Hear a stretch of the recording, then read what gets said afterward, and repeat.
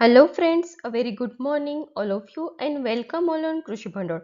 તો ફ્રેન્ડ્સ, આજની આપણી જે નવી એમસીક્યુ સિરીઝ છે કે જેમાં આજે આપણે જનરલ એગ્રીકલ્ચરના જે ક્વેશ્ચન છે નવા કે જે કવર અપ કરીશું. પરંતુ ફ્રેન્ડ્સ, આજની આપણી એમસીક્યુ સિરીઝની શરૂઆત કરીએ એની પહેલાં તમે આપણી ચેનલ કૃષિ ભંડોળ છે એને લાઇક કરો, શેર કરો અને સબસ્ક્રાઈબ કરો. અને જે પણ ફ્રેન્ડ્સ આપણી જોડે નવા જોડાય છે તો જો એ લોકોને આપણી ટેલિગ્રામ ચેનલમાં જોડાવવું હોય તો ટેલિગ્રામ ચેનલની લિંક કે જે ડિસ્ક્રિપ્શન બોક્સમાં આપેલી છે, તો એ લિંકનો યુઝ કરીને આપણી જોડે આપણી જે ટેલિગ્રામ ચેનલ છે કે જેમાં જોડાઈ શકે છે.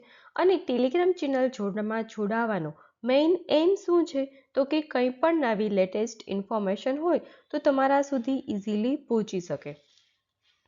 તો આજની આપણી એમસીક્યુ સિરીઝ છે કે જેનો આપણો ફર્સ્ટ ક્વેશ્ચન છે કે પ્રત્યક્ષ કરમાં કોનો સમાવેશ થાય છે. સૌપ્રથમ આપણે વાત કરીએ તો કર એટલે કે ટેક્સ, જે આપણી ટેક્સેશન સિસ્ટમ હોય છે એમાં અત્યારે આપણને બે ટાઈપના ટેક્સ જોવા મળે છે. બે ટાઈપના જે કર હોય છે એ જોવા મળે છે. તો પહેલું છે ડાયરેક્ટ, એટલે કે જેને આપણે પ્રત્યક્ષ કર તરીકે ઓળખીએ છીએ. ડાયરેક્ટ ટેક્સની જો વાત કરવામાં આવે તો એ છે ડાયરેક્ટ જે ટેક્સ કલેક્ટ થતો હોય એ ડાયરેક્ટ ટેક્સ.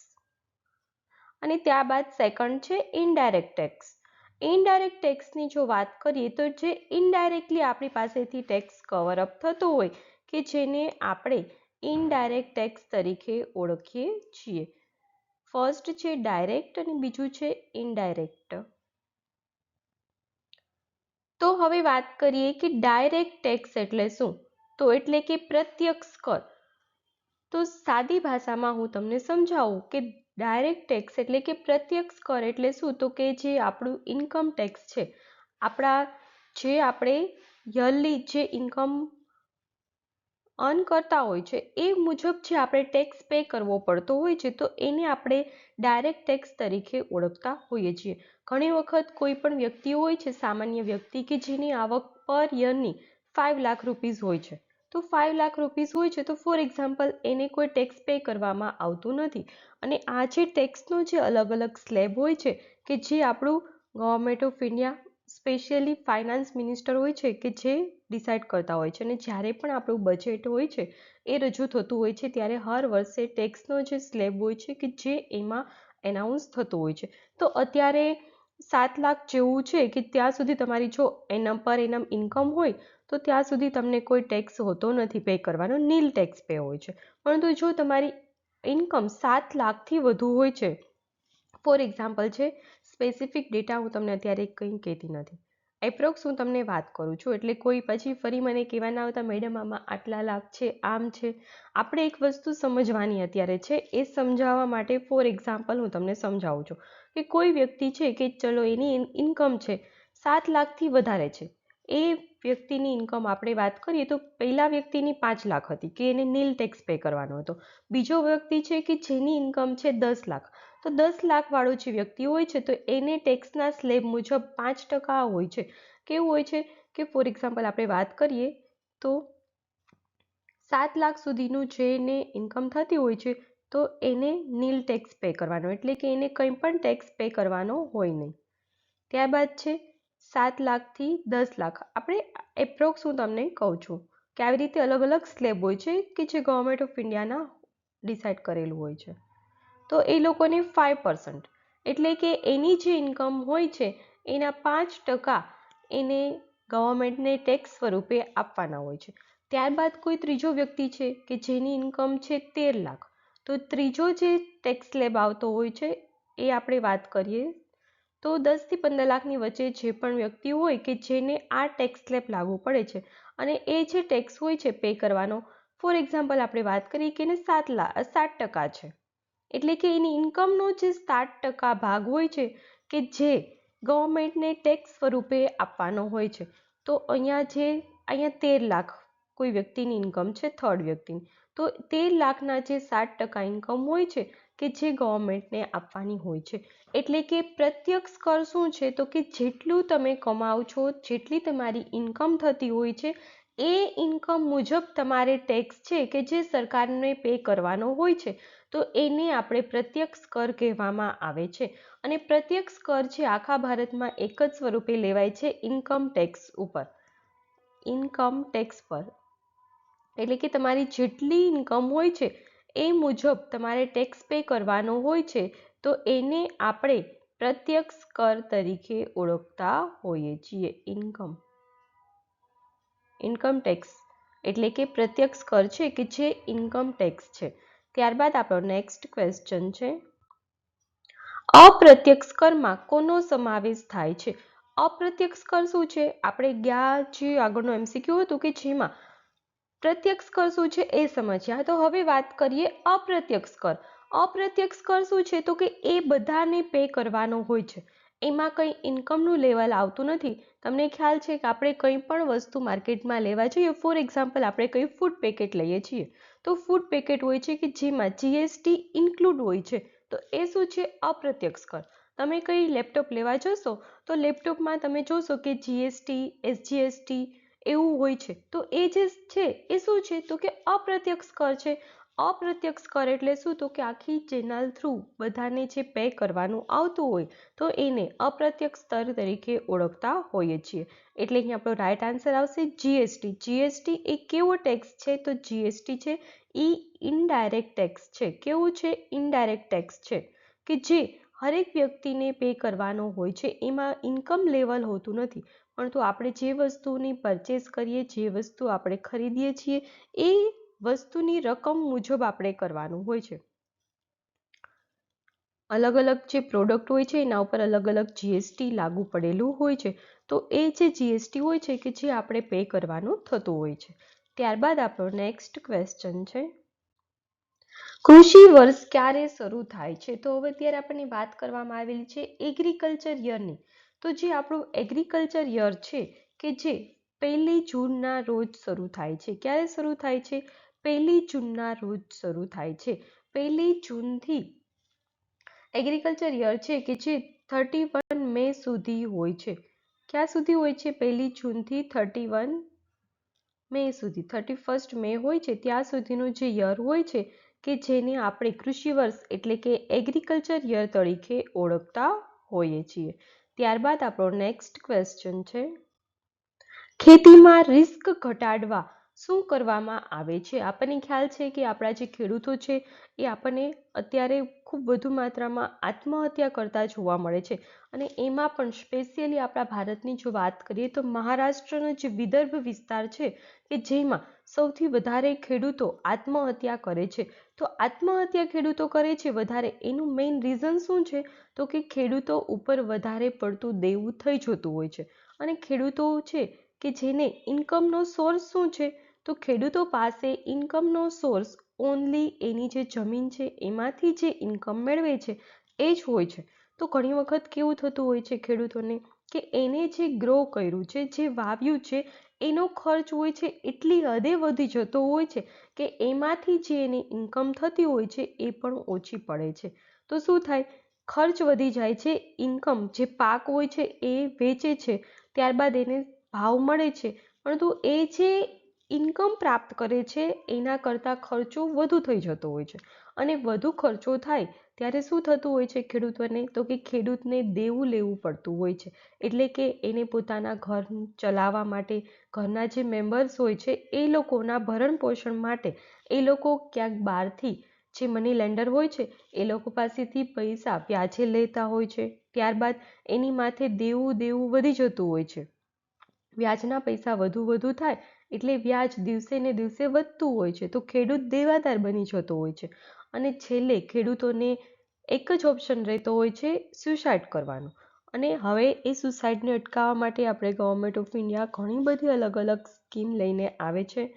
અને એ માટે જો મેઇન આપણી જે પેકેજ ઓફ પ્રેક્ટિસિસ આપણે કહી શકીએ, અથવા તો જે આપણું એગ્રીકલ્ચર જે આપણી સિસ્ટમ છે કે જેમાં એક ડાયવર્સિફાઈડ ફાર્મિંગ હોય છે. ડાયવર્સિફાઈડ ફાર્મિંગ એટલે શું છે? તો કે ઘણી વખત આપણે ખેડૂતો હોય છે કે જે ખેતરમાં એની પાસે 10 વીઘા જમીન છે, તો 10 વીઘા જમીનમાં ફોર એક્ઝામ્પલ એને ડુંગળીનો પાક વાવેલો છે. તો ડુંગળીનો પાક વાવેલો છે, કોઈ કારણોસર એનો પાક ફેલ ગયો છે, તો એના લીધે ખેડૂતોને ખર્ચની સામે આવક ખૂબ જ ઓછી જોવા મળે છે, ખર્ચ વધી જતો હોય છે.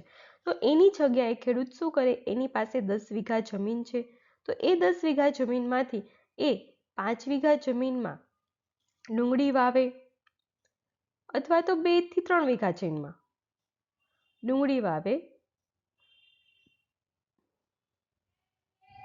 ત્યારબાદ શું કરે, બીજું જે 2 વીઘા જમીન છે કે જેમાં ફોર એક્ઝામ્પલ એ કંઈ વેજીટેબલ્સ વાવે કે જેથી એને રોકડી આવક મળી શકે.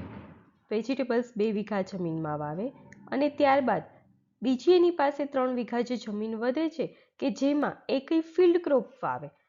તો આવી રીતે એનું જે હોય છે પ્રોડક્શન કે જે પ્રોડ્યુસ કરે છે કે એમાં એ ડાયવર્સિફાઈડ કરે, તો એના લીધે શું થાય છે, તો કે ફોર એક્ઝામ્પલ આ ડુંગળીનો પાક જો એનો ફેલ ગયો છે તો પણ એની પાસે ચાન્સ વધે છે કે એ વેજીટેબલ અથવા તો ફિલ્ડ ક્રોપ જે વાવેલા છે એમાંથી ઇન્કમ કરવાની. તો શાયદ અહીં જે લોસ ગયો છે એનું અહીંયા વળતર મળી શકવાની સંભાવના વધી જતી હોય છે. એટલા માટે ખેડૂતોને જો એના ખેતરમાં રિસ્ક ઘટાડવું હોય, જોખમ ઘટાડવું હોય, તો ડાયવર્સિફાઈડ ફાર્મિંગ હોય છે કે જે કરવું ખૂબ જ જરૂરી હોય છે. એટલે અહીંયા આપણો રાઈટ આન્સર આવશે ડાયવર્સિફાઈડ ફાર્મિંગ.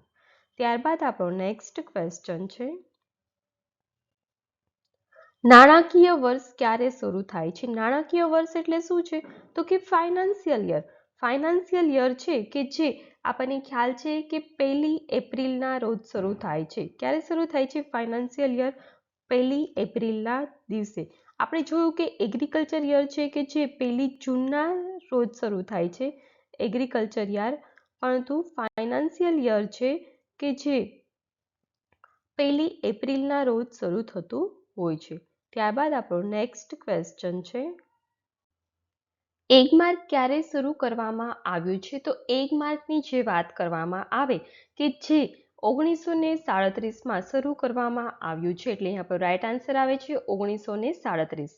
ત્યારબાદ આપણો નેક્સ્ટ ક્વેશ્ચન છે, મકાઈનો પીળો કલર શાના માટે જવાબદાર છે? તો મકાઈમાં આપણને જે યલોવિશ કલર જોવા મળે છે, તો યલોવિશ કલર માટે શું જવાબદાર હોય છે? તો યલોવિશ કલર આપણને જે મકાઈમાં જોવા મળે છે કે જે ઝિયાએન્થિન માટે જવાબદાર હોય છે. એમાં યલોવિશ કલર છે કે જેના માટે જે પિગમેન્ટ રહેલું છે એ છે ઝિયાએન્થિન. ત્યારબાદ આપણો નેક્સ્ટ ક્વેશ્ચન છે, પ્રકાશ સંશ્લેષણ દ્વારા વનસ્પતિ શું કરે છે? તો પ્રકાશ સંશ્લેષણની ક્રિયા દ્વારા વનસ્પતિ પોતાનો ખોરાક બનાવે છે. એટલે અહીંયા આપણો રાઈટ આન્સર આવશે ખોરાક બનાવે છે. ત્યારબાદ આપણો નેક્સ્ટ ક્વેશ્ચન છે, કોષના પાવર હાઉસ તરીકે કોણ ઓળખાય છે? તો કોષ આપણો જે હોય છે વનસ્પતિ કોષ કે જેમાં પાવર હાઉસ એટલે કે એનર્જી જે પ્રોવાઈડ કરવાનું જે કામ કરે છે એ પાવર હાઉસ તરીકે કણાભસૂત્રને આપણે ઓળખીએ છીએ. અને કણાભસૂત્ર છે કે જેને આપણે ઇંગ્લિશમાં માઇટોકોન્ડ્રિયા તરીકે પણ ઓળખતા હોઈએ છીએ. એટલે કે કોષના પાવર હાઉસ તરીકે આપણે કણાભસૂત્રને ઓળખીએ છીએ. ત્યારબાદ આપણો નેક્સ્ટ ક્વેશ્ચન છે, C4 પ્લાન્ટમાં શેનો અભાવ જોવા મળે છે? તો C4 જે પ્લાન્ટ હોય છે કે જેમાં ફોટો રેસ્પિરેશન એટલે કે ફોટો શ્વસન જે હોય છે કે જેનો અભાવ આપણને જોવા મળતો હોય છે. એટલે C4 પ્લાન્ટ હોય છે કે જેમાં ફોટો શ્વસન કે જેનો અભાવ જોવા મળે છે અને ફોટો રેસ્પિરેશન જે છે કે જે હાઈ અમાઉન્ટમાં આપણને જોવા મળે છે. ત્યારબાદ આપણો નેક્સ્ટ ક્વેશ્ચન છે, ને સોરી અહીંયા હું ઊંધું બોલી છું, હા મિસ્ટેક થઈ ગઈ છે, સોરી.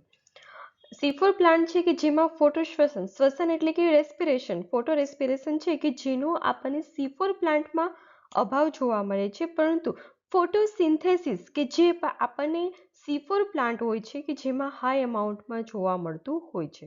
હા, રેસ્પિરેશન ઘટે અથવા તો ડિક્રીઝ થાય એટલે ફોટોસિન્થેસિસ ઇન્ક્રીઝ થતું હોય છે.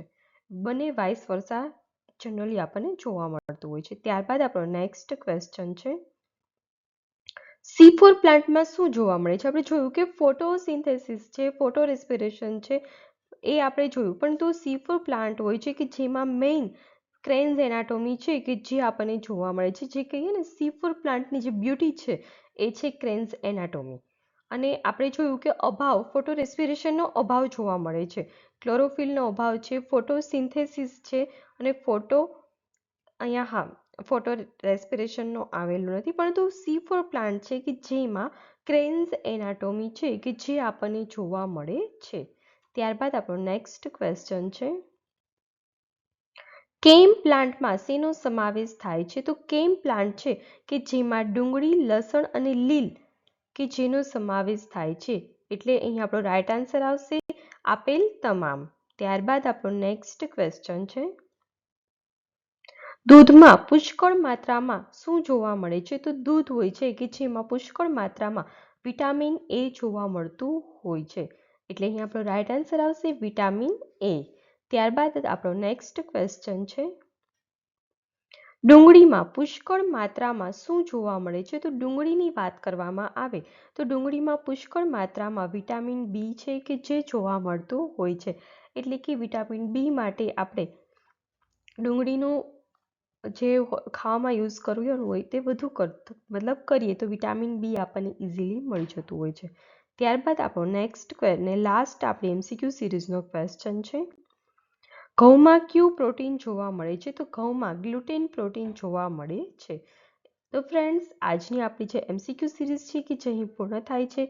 ફરી મળીશું નવા MCQ સિરીઝમાં. ત્યાં સુધી તમે આપણી ચેનલ કૃષિ ભંડોળ છે એને લાઇક કરો, શેર કરો અને સબસ્ક્રાઈબ કરો. અને આજે આપણે જનરલ એગ્રીકલ્ચરના MCQ લઈને આવ્યા છીએ. આની પહેલાં આપણે મેથીના પાકનો MCQ લઈને આવ્યા હતા અને ગઈકાલે મકર સંક્રાંતિના લીધે આપણે જે હોલિડે હતું. તો આવતીકાલે પણ આપણે કોઈ પણ એક પાક હશે કે જેના MCQ લઈને આવશું.